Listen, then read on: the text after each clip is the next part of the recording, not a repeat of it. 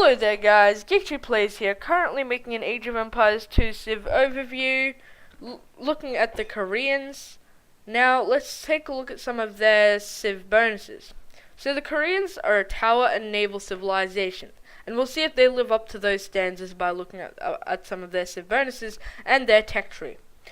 So their first civilization bonus is that villagers have +3 line of sight. I can see this helping find your sheep at the start, or on nomad maps where you can find the extra resources. But I think a very large use of it would be if your scout runs up to an enemy town center and dies, and you still need to do the tower rush you were planning. Your villagers can scout on their own. You can also use it to defend from a tower rush, but with your villagers being able to see further and see the tower rush before it gets too dangerous. So, and the next Civ bonus is that the stone miners work 20% faster. I can see this one being used pretty well for a tower rush, like maybe having 2 villagers on stone rather than 2 or 3, to having 2 villagers. The next Civ bonus is that tower upgrades are free. This would mean that if you're going to do an extended tower rush and you need to kind of collapse their economy in itself using towers, this would be the Civ to do it with. But if you just kind of do a tower rush to disturb their economy a little bit and then focus on your economy, then this upgrade wouldn't be the best for you, because he'd probably destroy those towers knowing life. Now, the next one is that tower range has increased up to castle and imperial. So you can see this one being used again to collapse their economy in on itself while surrounding their base with towers, giving your towers more range, able to maybe pick up that one extra villager. So their unique units are the war wagon, which is a cavalry archer, and the turtle ship, which is a warship. So looking at the unique technology, Shinkichon, +1 range for mangonels and oranges, and their team bonus being mangonels and oranges +1 range. Now this was changed in the expansions to that their minimal range has been reduced. Right. So let's take a look at their tech tree.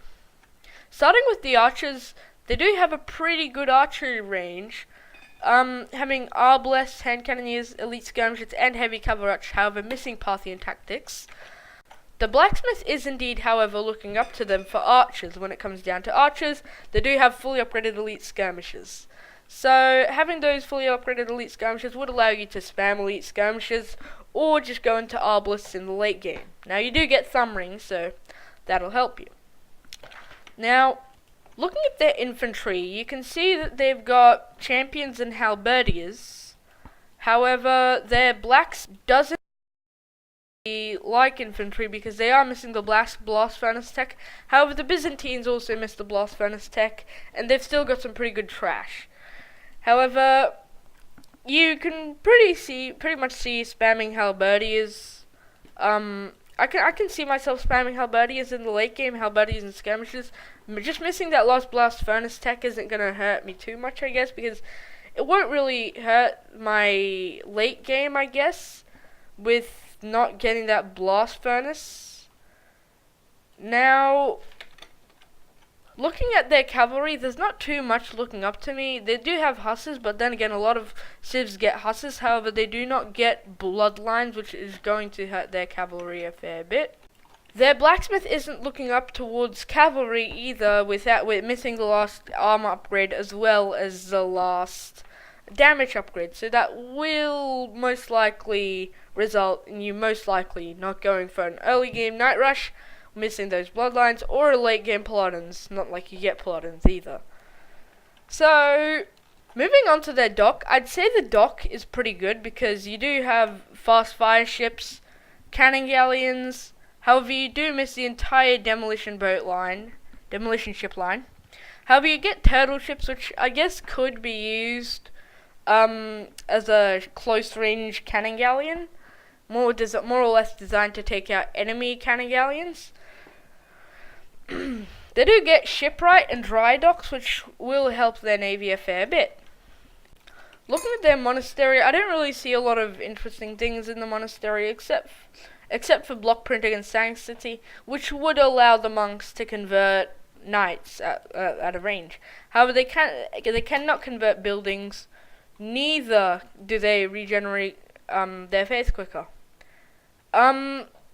They don't get heresy, which I guess not a lot of civs get heresy, but yeah.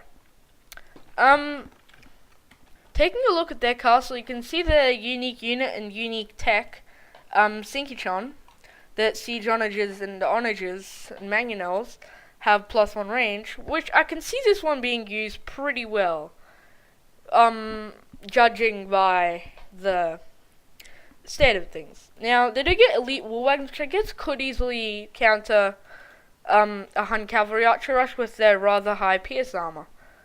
Now, looking at their siege, it is looking pretty nice for their siege because they do get fully upgraded siege onagers plus those extra range from the unique tech and the extra range from the team bonus. However, I do not believe that team bonus has survived through the expansions. So, and taking a look over here, they do have siege engineers. So I believe with all the upgrades, the siege engineers could outrange a completely unupgraded castle with no bonuses. They can outrange a completely unupgraded castle. However, I don't see that being practical because most people don't have completely unupgraded castles, unless of course chemistry. They do have treadmill crane and bombard tower and architecture, which are some things to look out for because they really do help a lot. Now their economy is pretty good, only missing crop rotation, which doesn't really help that much. It only really helps in the late game when it comes down to the wood or wood running out on the map. You might have like 1,000 saved from it. Now, I do hope you enjoyed the Civ overview, and if you did like the video, please do leave a like down below and subscribe. So I'll see you in the next video.